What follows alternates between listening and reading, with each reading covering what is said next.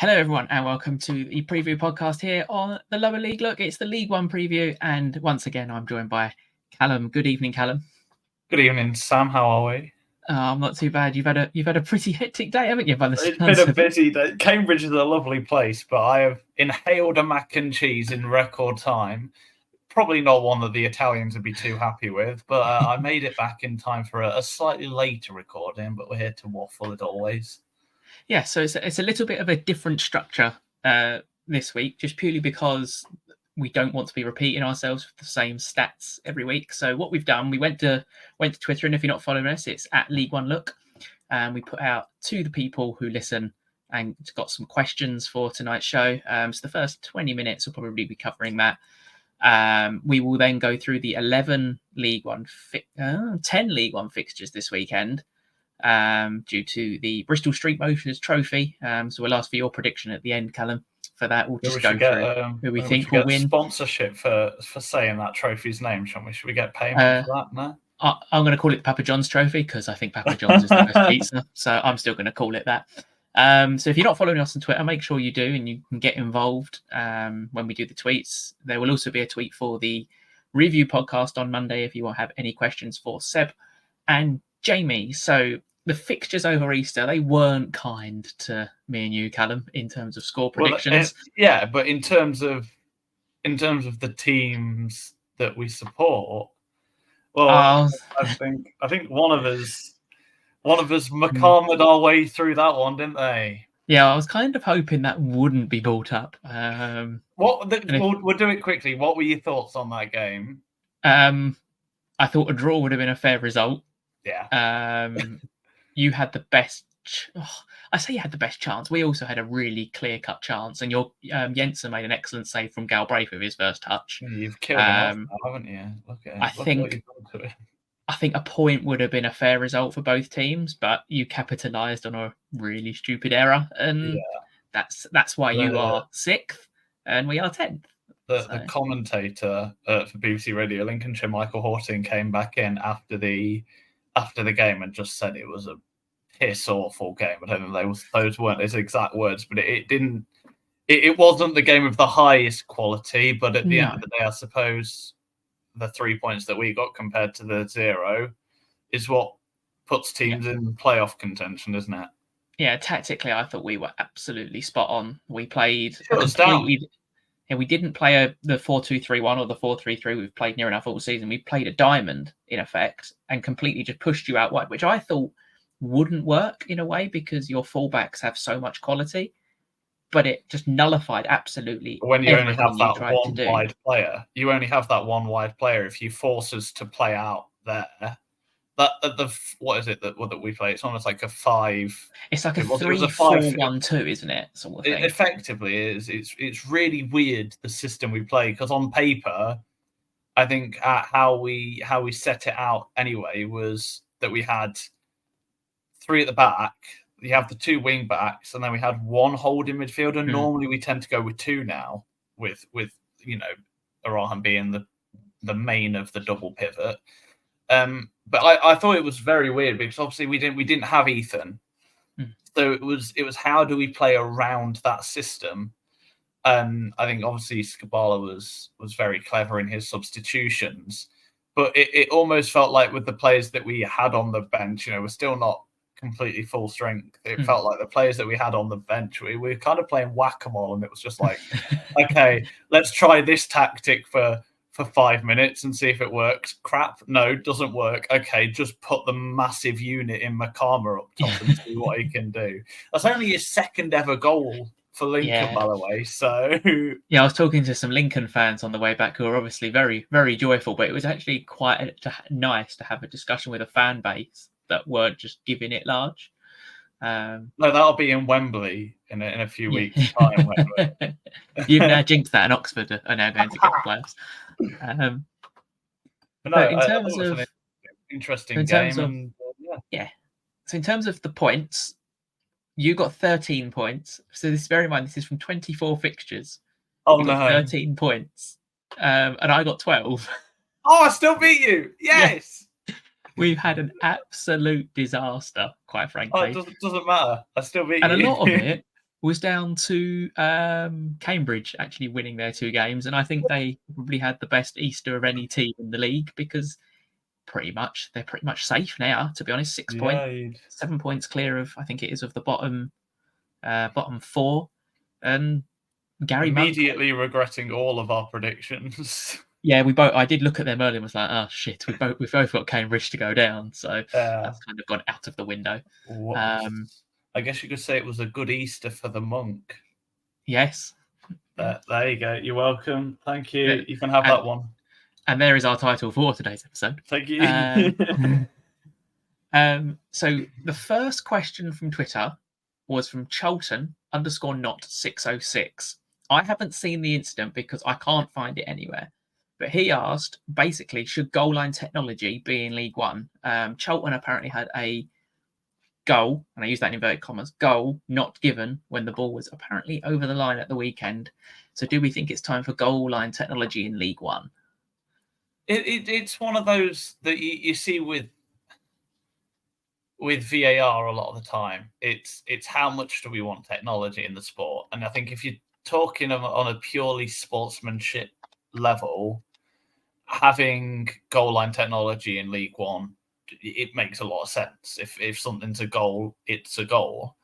But then we often look at these lower leagues, League One, League Two, to an extent, the Championship, as where football really is. You know, the heart and soul. You know, we don't have VAR and anything like that down in these leagues. So it's kind of like, I mean, I think it should be implemented completely, and I think how it's implemented in the Premier League is brilliantly. It's purely just a check of the wrist, and it's done sealed if it's actually a goal or not. Do you know what I mean? It's fairly obvious. It's not like VAR where it's kind of subjective. Yeah. Shit and subjective are probably interchangeable in this analogy. I think yes, but you have to be careful that it doesn't become that slippery slope to VAR, because I think if you then put VAR in the Championship, League One, League Two, you just get all of that toxicity that it's brought in the Premier League down here, and I really cannot be asked for that. Yeah, I think that's why we love the lower leagues so much, isn't it? Really, it's just a human being refereeing a game, and yes, we all get on their back. Yeah, we're not being refereed basically by a computer game near enough. It's like, there could be, and the problem, I think, for VAR to work, you'd need like a 30-second timer on the decision. If you can't find it in 30 seconds, it's not clear and obvious, so don't change the decision. For goal line technology, it's failed once in 10 years, I think it is. Which I think was the Aston Villa game, which conveniently kept Aston Villa up, didn't it? In the end, I thought that. It was kind of a big way to fail. The only problem I can see with it going to our League One, League Two level is the size of the stadiums and where it has to be mounted right over the goal line. On Premier League stadiums, it's usually overhanging the actual roof of the net, so it's easy. Where if you're going to a ground like Burton or something like that, it becomes a problem. But grounds like Derby, Charlton, Portsmouth, it's probably not a problem. And obviously, you can't have it at half the grounds and not the other half. So you have the cost as well of everything. Yeah. But then we think about how often it's needed. It's rare.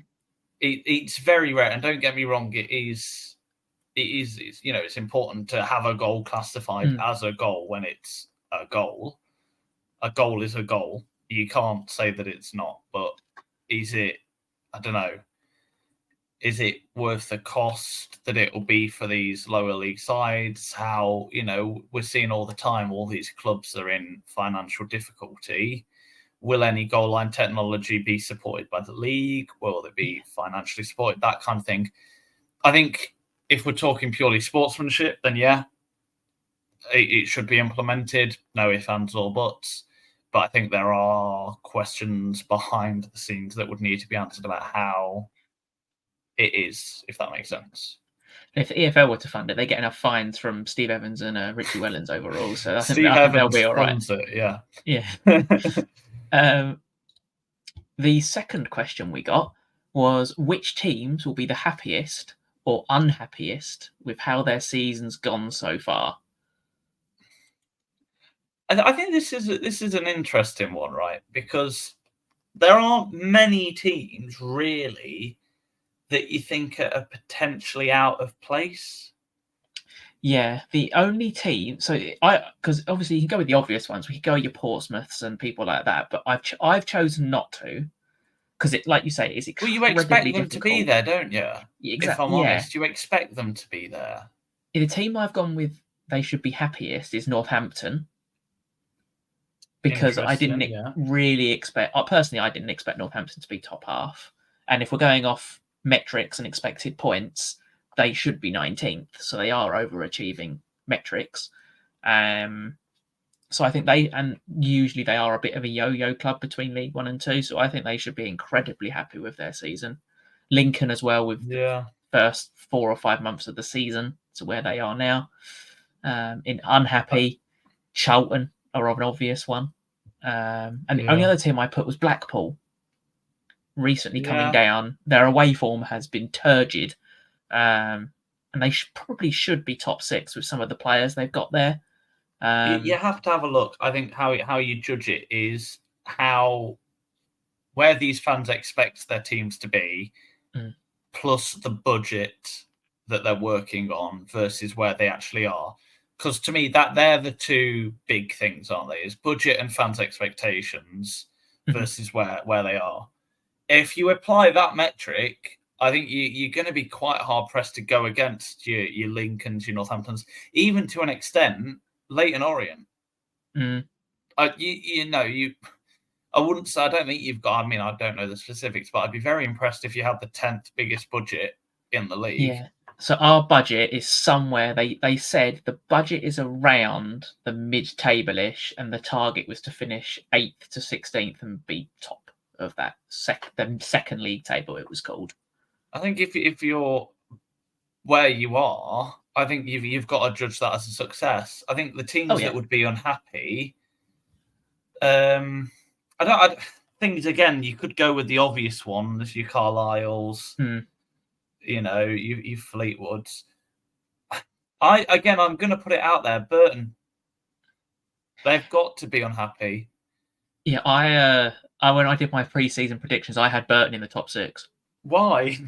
I don't really know, to be honest. I Why looked have at you this. done that I to just saw yourself? all these players coming to Burton in the summer. I was like, yes, they're an I mean, outside shot for the Cole playoffs. Stockton was a shot. I think because we saw what he did at Morecambe last year. Yeah.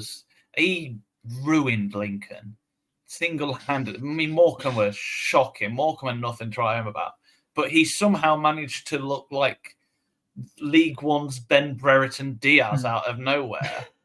And you're thinking, when Burton Albion of all teams, why has he gone to there? Mm.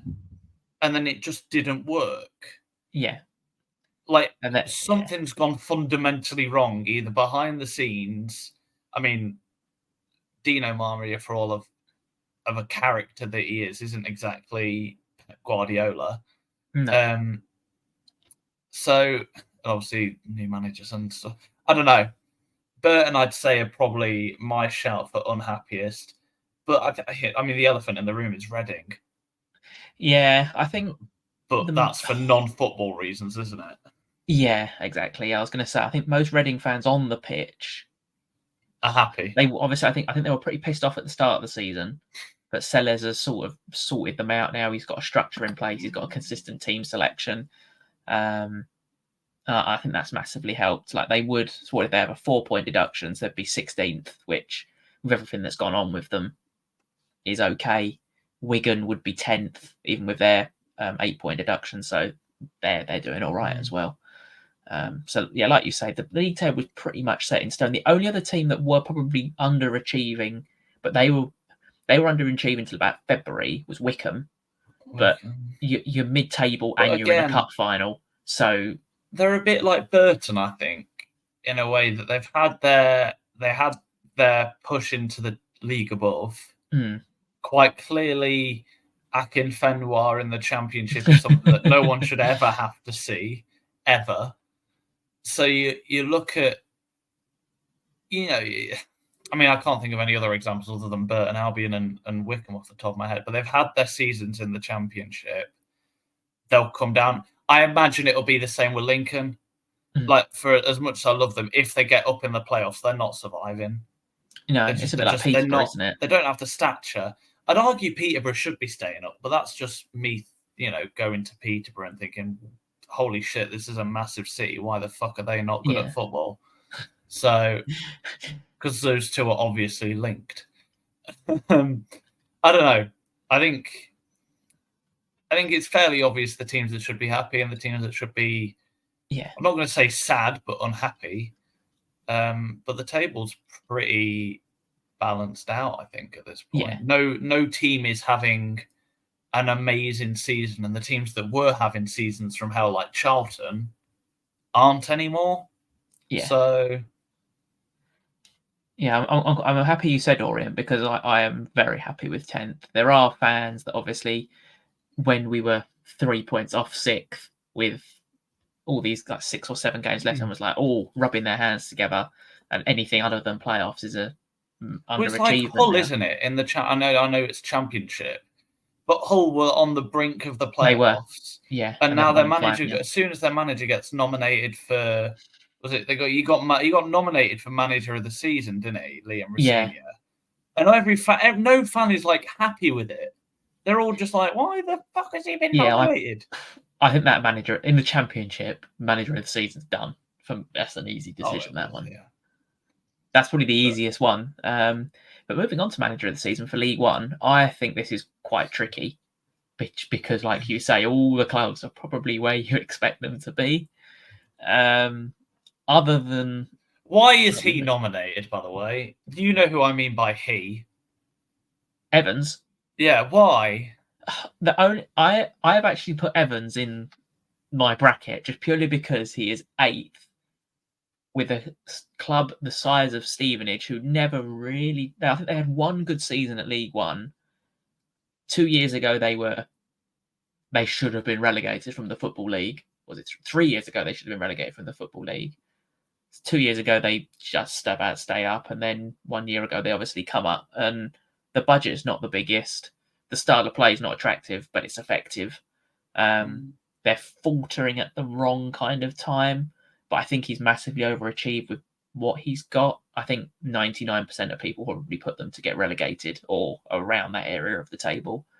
So I've put Steve Evans, and I put obviously John Mousinho. You can't disagree with John Mousinho. I think he's got to be in there. Steve Evans, I think it might just be that he is the most unlikable human being in the whole of the league. That makes me think he shouldn't be there. And I think part of it, again, has something to do with this beautiful style of football, this idealistic.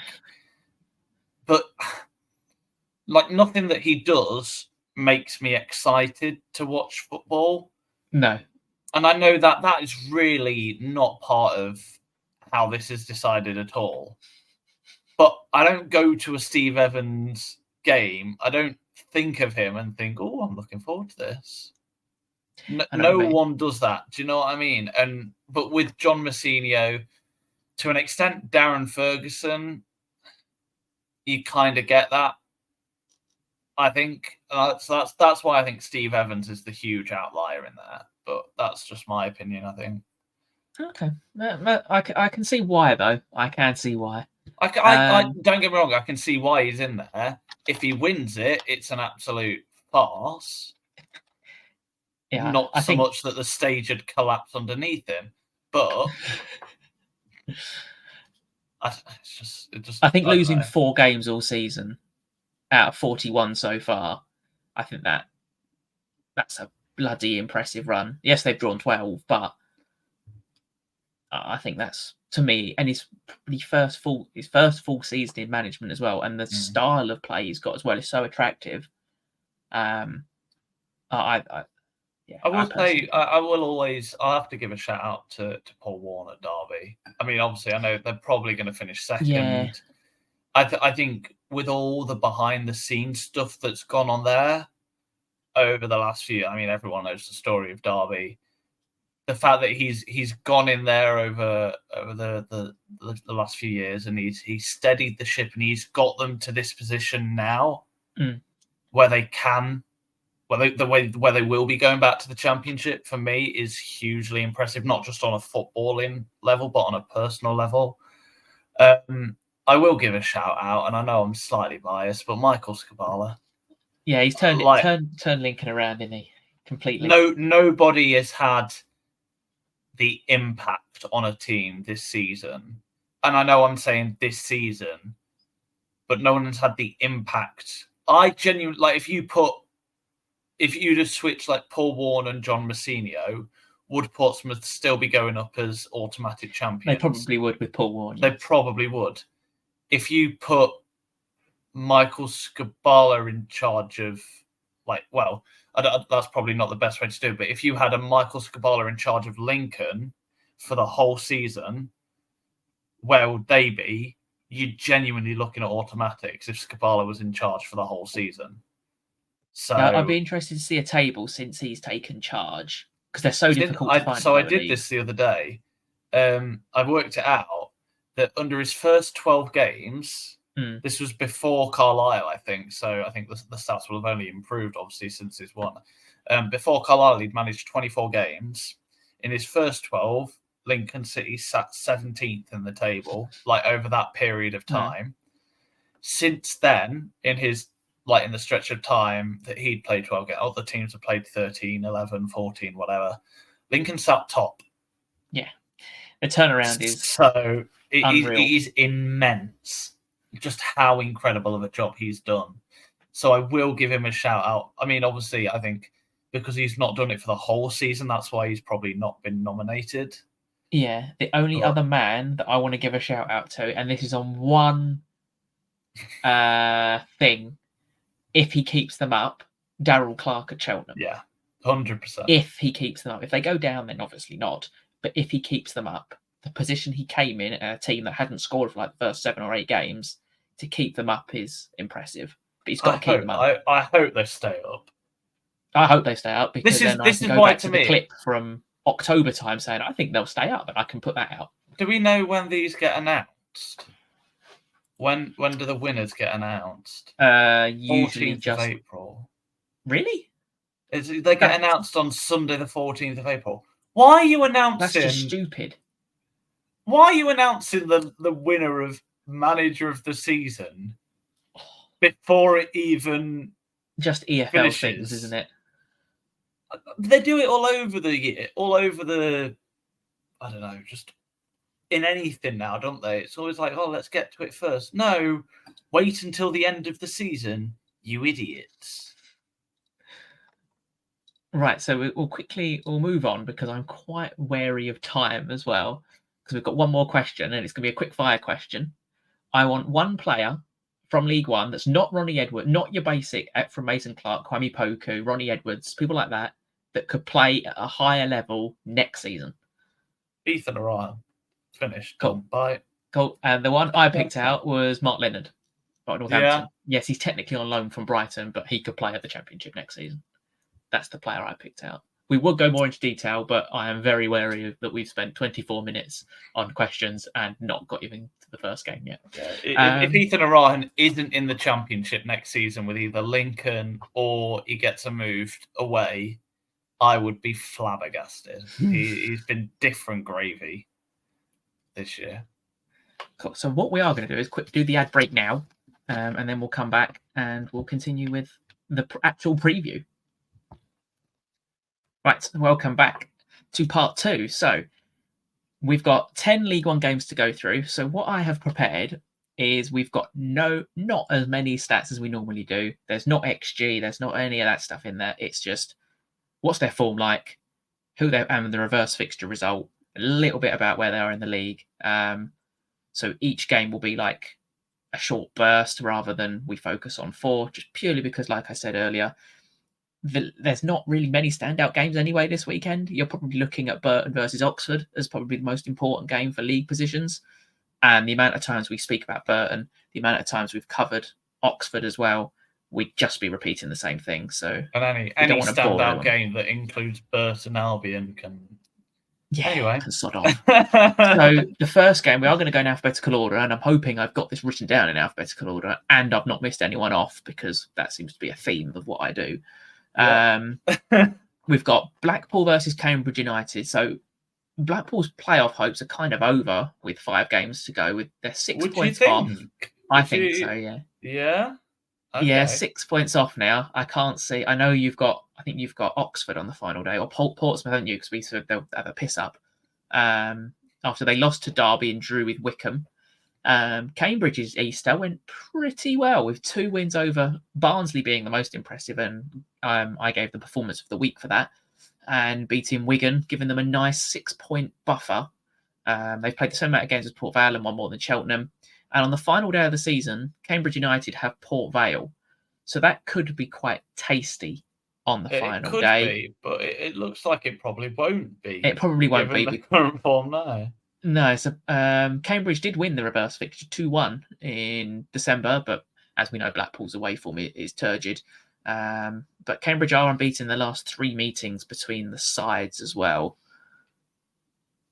You have to go off. This is how I judge a lot of my predictions, right? Is what would the ITV summariser say? What's the story he's going to tell in those 30-second crappy highlights that he gives us now? Honest to God, they're the most annoying things to sit through. Like, Jesus. It'll be Cambridge enjoyed their visit to the seaside town of Blackpool or something like that. They made it 3 in a row. So yeah, I'll go with 2-1 Cambridge. If you just said 2 weeks ago that I'd be predicting that, you're mental. But no, 2-1. No, I've gone for 2-2 in that game. They seem to have gone off the ball in terms of scoring as well. Blackpool, they've scored 0 against Wickham, 0 against Derby, 0 against Wigan, 1 against Northampton, and 0 against Portsmouth. So 1 goal in 5, which is worse than us. That's saying something. So the next game is Bristol Rovers versus Bolton Wanderers. So Bristol Rovers' season's kind of just hit a stone wall with no win in their last 5 games, sitting in 14th place. It's pretty much a case of we know who we're keeping and we know who we're not keeping. So it's kind of building for next season, trying different little things out. Bolton had a pretty decent Easter, withdrawing with Stevenage and absolutely mullered Reading for 5. They've still got that game in hand over Derby while sitting 4 points off. So that if they theoretically win against... it's not in their own hands anymore, is it? That's the problem. And the reverse fixture, Bristol Rovers actually won 2-1 as well. Bolton are kind of one of them teams. It all depends if Ricardo Santos can actually stay on the pitch and if the referee doesn't send him off for something that he doesn't do. It's one of them, isn't it? I think the league table kind of speaks for itself at this point. Is that they don't really have much to play for. The Bristol Rovers isn't where we start. We always see the table. We always said how tight it was, and then at the end of the season, we always think, was it actually ever that tight? Because it stretches out so much at the end of the season. So yeah, I'll go with a Bolton win. This one. Okay. Yeah, we'll go Bolton win 2-0. It's not going to be pretty, but yeah, they'll get it done. I've gone for 2-1 to Bolton. I think Bristol Rovers can be quite dangerous because they do have players like Chris Martin, Evans as well. For me, they can just be one of them teams that could just rock up. They either play really well or really shit. And there's a few teams like that at the minute, isn't there? There is, yeah. And I think teams, when they've got nothing to play for, they can either be on their holidays or they can be quite deadly because there's no pressure on them at all. And with the experience Bristol Rovers have, I think they'll ruffle Bolton's feathers and Bolton will score like a last minute winner. But as we know from previous years, Bolton are a bit bottly. Botley Bolton. But I still think Bolton just have enough quality. I know they've got a lot of injuries, but I do think they've just got enough quality to beat Bristol Rovers. Next on the list is Burton Albion, who Yeah, not looking good for them. Play Oxford United. So Burton are the most out of form team in the last 10 games with 1 win and 2 draws. We can all guess who that bloody win was against. How Scoring about you tell only. us? Yeah, Who was it? It was against Orient. Scoring only the 6 goals in there at time, and 2 of them were against us. Oxford have 3 defeats in their last 10 and 1 defeat in their last 5, which has them level on points with Lincoln. Oxford, I don't really know how Oxford are still there with the inconsistent form they've had. They won the reverse fixture 3-0 did Oxford, and they had an unbeaten Easter with a draw against Shrewsbury, which I don't know, that's pretty disappointing. That was incredible because with how so that day, I remember in the studio it was chaotic. I think it was Good Friday, so I was in the radio studio as always. It was quite chaotic with stuff that was happening with the Lincoln last minute winner. The Oxford result had completely slipped my mind. Like I just assumed that they were going to beat Shrewsbury when they went 1-0 up. And then someone spoke to me in the studio and they would just say, Callum, you realise Lincoln are 6th? I was like, are they not? Okay. Yeah. Check the table. I was like, shit, they're 6th. Tell everyone. Yeah, I then got a message about an hour later. Yeah, you did. Yeah. That was a fun day. That was. Can we do it again? It was quite the Good Friday. Anyway, that joke's not overused at all. I think this is the week that it happens. That Burton drop into the bottom 4. I think this is the week that it happens. I think either they lose by enough goals to go below Port Vale if they pick up a draw, if Port Vale pick up a draw, or I think Cheltenham, you're not going to like this, get a surprise win at Orient, which could happen. Mm-hmm. By the way, it's not, you're not guaranteed to beat Cheltenham. So I think this is the week Burton drop into the drop zone. Yeah, not in a good way, because that means that Oxford at least get a point, which is not a good thing because I want them to lose every game possible. But I'll go with a 2-0 Oxford, I think, purely because they'll have their professionalism. Sorry. They'll have the professionalism. I said Oxford are professional. Jesus, something is wrong.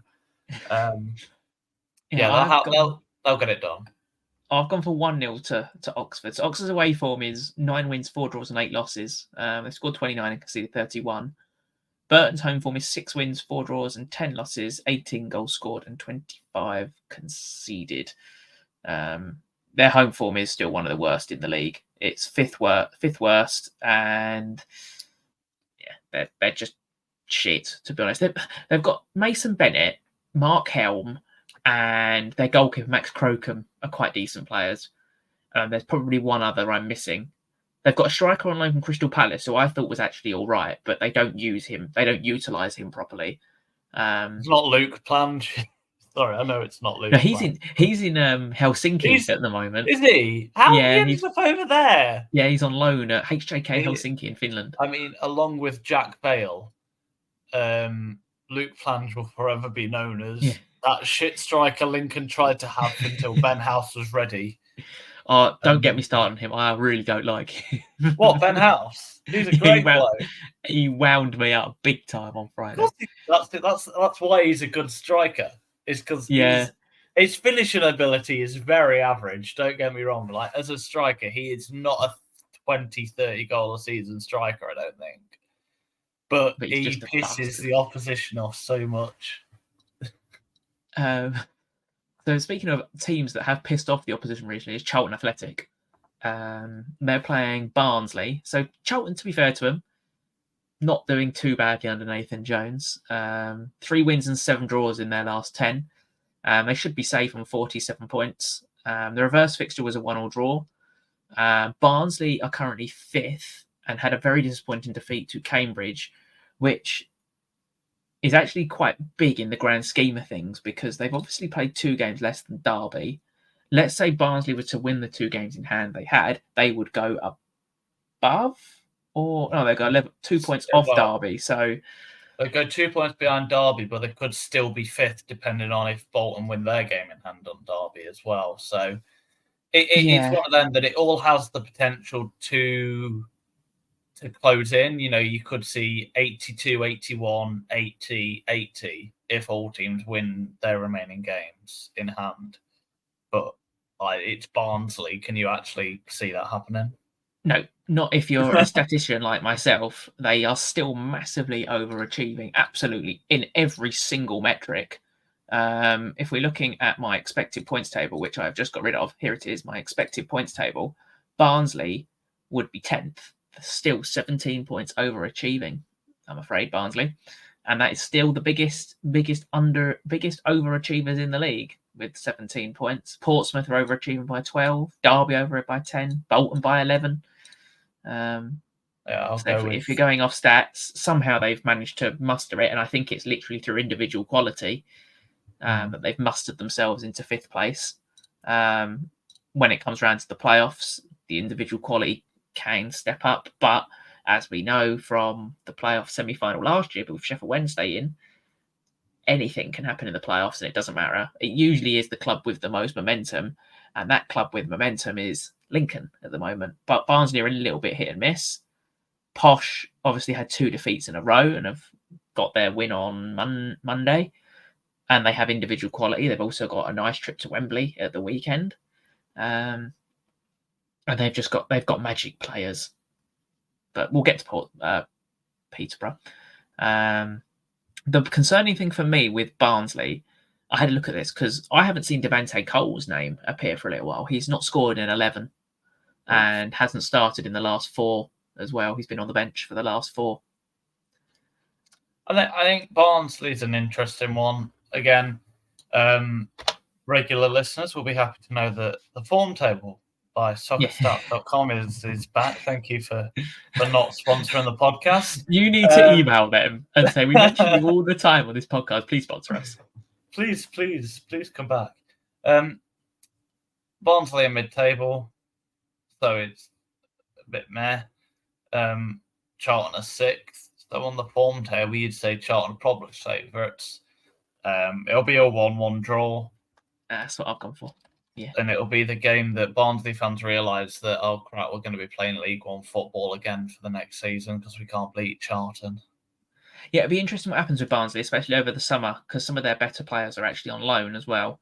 So they'll be an interesting proposition with the league. It's a really weird club, Barnsley. Yeah. They're 5th in the league, but all of their fans are just not happy. Yeah, I think they probably think they should probably be in the Championship, don't they? Because they had that one really good season under Valerian Ismail. I hate fans like that. That's what the modern day football fans, but it's what they're like. Yeah. They see these clubs just pumping money in everywhere, and every club now wants an owner like that.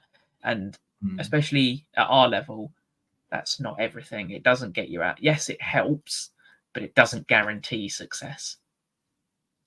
Doesn't guarantee success. No, not at all. Talking about not guaranteed success, Steve Evans, you should be listening. Woo! We love talking about Steve Evans. We're about to roast you. This genuinely could be the game that puts the knife into not only Stevenage's season, but Steve Evans' only ever chance of getting a personal accolade at this level of football ever again. Because my gosh, if I was the person that decided that award, he would not be getting it. I genuinely think that if I think Exeter can probably pull out a result here as well. 5th in, if we're going from the last 6 matches, this is 5th against 22nd, and it's not the way around you'd think looking at where they are in the table at all. It's Exeter City who are the form sides, only Peterborough, Derby, Portsmouth, and the mighty Lincoln City are ahead of them in the form table over the last 6 games. So it's an interesting one. Obviously, Exeter City with the home advantage. I can see it being a 2-0 to Exeter. Oh, that's interesting. Just because I just don't like Steve Evans. It's like come across. I think the concerning thing for Stevenage is let's say in the grand scheme of things they come 6th. They're going to go into that playoffs with no momentum. They've not won in 7, drawn their last 3. It's bold to assume they'll get there, but Scored 3 goals in 7 as well. The only benefit is their captain, Mr. Elbows, is back. Piergianni. I still personally think he should have got more than a 3-game ban for what he did, because he literally just elbowed him in the face and knew exactly what he was doing. But for Exeter, Gary Caldwell, considering I called for his head extremely early in the seasons, turned that ship around, 15th place, and their annual accounts come out this week, and they made profit as well for a fan-owned club. Well done, Exeter City. I think you've proved a lot of people wrong, and you're going to spend another season in League One. So, well done, Exeter City. Well done. The next game that no one really cares about. Yeah, Leyton Orient versus Cheltenham. Orient 1 win in their last 5, only scoring the 2. It's a case of we've just run out of steam. You are, the only team worse than you in the current form table is Burton Albion, right? Yeah, that's not really what I wanted to hear either. Yeah, we've just run out a little bit out of steam, which was always going to happen when you've got a squad of. You've got one fit winger in the entire squad. It was always going to happen. The reverse fixture, we actually dramatically won 2-1, which kind of turned the season on its head for us. Cheltenham do still sit in 22nd with a win and a defeat over the Easter period. They have 2 games in hand over Burton and 1 over Port Vale, 2 points from safety. And the big team news for Cheltenham I read this week was their striker, Lloyd. His injury isn't as bad as first feared, and he could be fit for this weekend's game. It's going to be a 1-0 Cheltenham. It just is. It'll come on in like the 80th minute and he'll get that winner. If that happens, I'm going to cry. I will be happy. I know you'll be happy. I've gone for 2-1. I have gone for an Orient 2-1 win. Bias fan. I can't, even in our dodgy run, I don't think Wellens has lost 3 games in a row with us. Off the top, I don't think we've lost 2. Even if we draw, we've usually gone loss, draw, or loss, draw, loss, or something like that. I don't think he's lost 3 in a row with us. So I'm going to say he's going to keep that form. But what I would like to see from us, a little bit of rotation in the squad. Start taking out the loanees who won't be here next year. To be fair, there is currently only 2 starting, one being Sol Bryn and one being Shaq Ford. Start taking them out of the team. Give some of the youngsters a game, like Charlie Pegram. Play Sam Howes in goal, because we know they're going to be here next year. So give them a go. But we obviously do have to start the season. Oh yeah, we lost our first 4, didn't we? Or you won against Cambridge. You lost to. We lost to Charlton, lost to Wickham, Pompey, yeah. Drew to Blackpool. Obviously lost to Argyle in the EFL Cup. Oh, that doesn't count. And lost to Fleetwood, or you lost to Fleetwood. Lost to Stevenage. Yeah. When did you ever win any points at the start of the season? Jesus Christ. I kind of forgot about the start of the season. No, we chose to forget that. But yeah, I have a feeling this is the weekend that Joe Pigott scores with his arse, and everyone erupts with him being the best striker in the league. Poor bastard. He's just I feel so sorry for him, because his work ethic changed massively, but he just can't play football. I've seen some crap in my life with strikers. He could possibly be in that bracket of Frank Nublet, Gianvito Plasmati, Adrian Petulia, James Scowcroft. He could be in Jack that bracket. Vale. And Jack Vale as well. You've never seen Jack Vale play football? Isn't he at Bristol Rovers at the moment? Or is I don't know. I don't know. I know he went back to Blackburn, which how he's ever made it there, who knows? I've already destroyed them both on this podcast, but how Luke Plange and Jack Vale both managed to not only secure loan moves to League One sides, but have parent clubs in the Championship and the Premier League is baffling. Yeah. Anyway, that's not the point. So I've gone with 1-0 Cheltenham. You've gone with 2-1 Orient.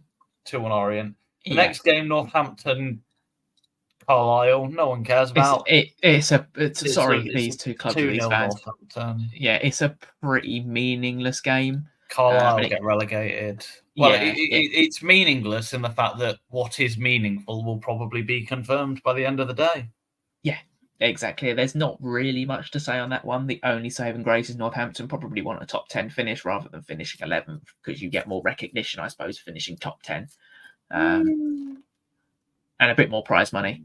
We'll say I I've think gone Lincoln City have confirmed a top half finish now, actually. I mean, we'll get on to them in a bit, but I do think Lincoln City have now confirmed. There's only 15 to play for, isn't there? Yeah. Yeah, I've gone for a 1-0 victory in that. Yeah, you've confirmed the top half finish. Woohoo! So the next game is Portsmouth versus Shrewsbury. So Portsmouth have not done a Portsmouth as of yet. They could still lose their last off, five. yeah. If they did a Portsmouth now, it would be the ultimate Portsmouth. Yes, and then they'll never live that down. The goal from Owen Moxon on Monday was pretty special. I don't know if you've seen it, but special. Yeah, it was all right. Portsmouth did win the reverse fixture 3-0 and haven't lost since actually losing to Orient 3-0 in the middle of January. Shrewsbury have one defeat in 5, which was to Exeter, and have beaten teams around them to get the points they need to probably stay in the division next year. And to be fair to Paul Hurst, I was pretty critical of when he joined. He's done exactly what he needed to do. They're still not a free scoring side, still are the lowest scorers in the division, but they're winning the games they need to win, and it'll be another season for Shrewsbury at this level.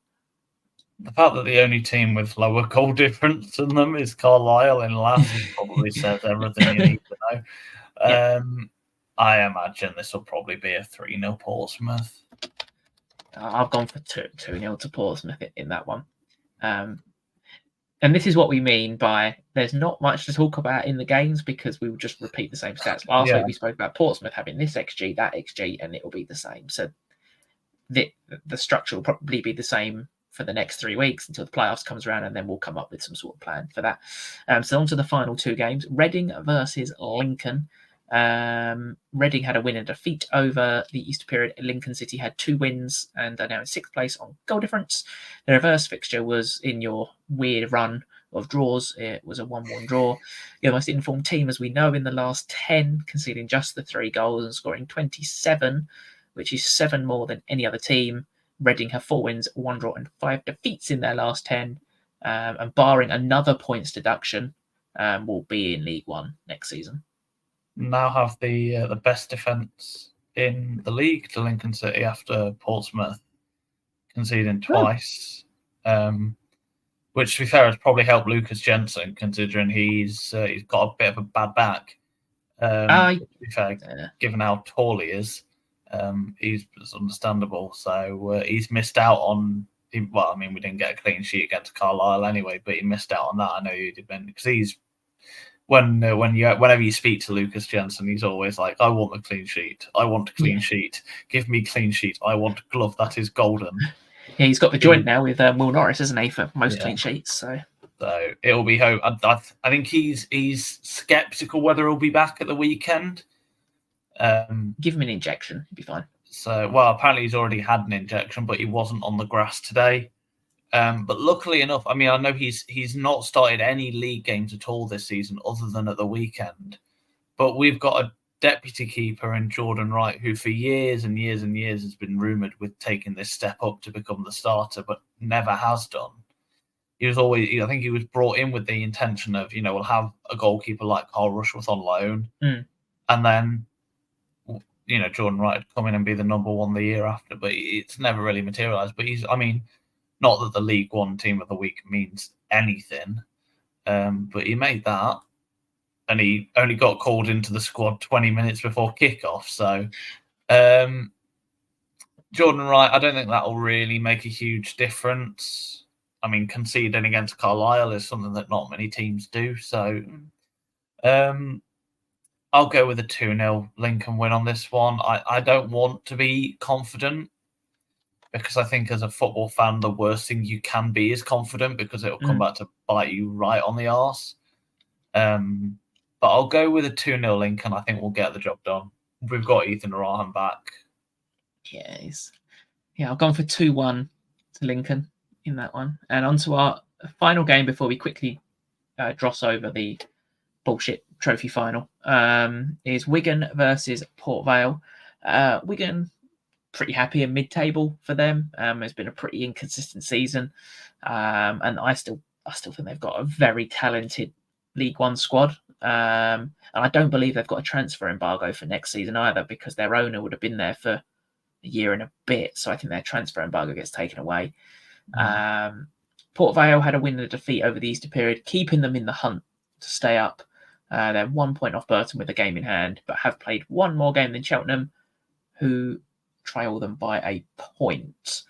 It seems Darren Moore's got his philosophy a little bit over to the Vale team now, with a 2-0 win over Bristol Rovers and 1-0 win over Burton being the most crucial one, and then obviously losing 2-0 to Northampton away losing at Northampton's no mean feat, and it's the home games that will keep Vale up, I think. I've gone for them to get a point at Wigan. What scoreline though? 1-1. I was debating giving Port Vale the win because it'd mean that Burton definitely went into the relegation zone. I could just see it being a 0-0. We don't get many of them in League One, do we? No. No, 0-0.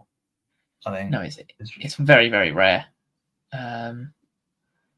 So that covers them games. So the final part is we can't not talk about it, I suppose. Is I wish we could. The trophy final at Wembley. The only good thing about the competition is that there's no B team in the final, and the final is at Wembley, so it's a day out for fans mainly, an opportunity for players to play at Wembley. The one thing I remember about Wickham being at Wembley was Matt Bloomfield gave away a penalty in, I think it was the 90th minute against Southend, and Joe Pigott stepped up to take the penalty and scored it. And then I remember all the Southend fans who left the game will try and get back into Wembley. That's the only thing I can remember about Wickham. Wickham also played, I think, the League One playoff final behind closed doors, which sent them to the Championship. That was the Atkins last season, wasn't it? Where it was just like. And Peterborough have never lost at Wembley. Have they not? No, and I only found that out because that's all their fans started singing on Saturday, on Monday. They don't like to brag about it then. They don't like to brag about it. Okay. I think Peterborough will win the game because of their front four and how big the Wembley pitch is, to be honest. I think they've got more legs in their team. I think the formed, I mean, effectively you can look at it kind of like a League One game, effectively. And Peterborough are on the better form, roughly speaking, than Wickham. Don't get me wrong, I think it's going to be tight. I think it's going to be quite a nippy affair. I don't think Darren Ferguson's going to get to play the exact same style of football. I mean, Wembley's a huge pitch. So, I mean, I'm not sure on the exact dimensions, but I'd have a flipping guess that it's bigger than either of their stadiums or pitch sizes or anything like that. So adjusting to that's going to be difficult. But I'd imagine Peterborough edge it out 2-1. Yeah. You would expect Peterborough. The only thing I'll say for Wickham is the pressure is all going to be on Peterborough mainly because of league position. And we all know how Peterborough perform under pressure. Yet they smacked Sheffield Wednesday 4-1 at home or whatever it was. And they're going into that second leg with all the pressure would have been on them in that second leg. And they capitulated. So that could set them in good stead for handling the pressure. But it is still a young team. It's still a very, very young team. It'll be interesting, I think. It'll actually be quite an interesting game. And I think the tickets were actually quite reasonably priced. I know Peterborough have sold around 25,000, I think, for this game as well. It's not the Bolton Portsmouth game There was a final, wasn't there, that sold out Wembley, which was absolutely ridiculous to say like a third it was near a third tier game has sold out Wembley. I believe Kenny Jackett was manager at Portsmouth at that time as well. Oh, who knew? Name from the past. There's going to be an episode one day where we just name players from like the past, and it's going to be like Football League heritage. It'll be like Gary Taylor Fletcher and people like that. Oh, what a legend! What a legend! Do you know the name that came up the other day that I hadn't heard in a while? But I didn't even know. I think he got an England cap. Grant Holt. Oh, he's doing WWE or something now, isn't he? Is he? I believe so. Could Yeah, have predicted that. To be fair, I remember because he was at What a Norwich legend. for years, weren't he? And then was at Barrow. Yeah. Oh, Football League heritage is brilliant. We could just sit here and That's one name. for the summer. That's one for the Yes. summer when we've got sod all to talk about other than Yeah, a few we'll call it transfers EFL that might heritage happen. and just name players from the past. Beautiful stuff. There we go. Cool. So that wraps up this week's preview show. If you have enjoyed, make sure you leave us a 5-star rating and get involved on Twitter at League One Look. Remember, we've got the review show. We'll be back on Monday with Jamie and Seb to look forward to. And thank you very much for listening. And hope you enjoy your weekend and take care.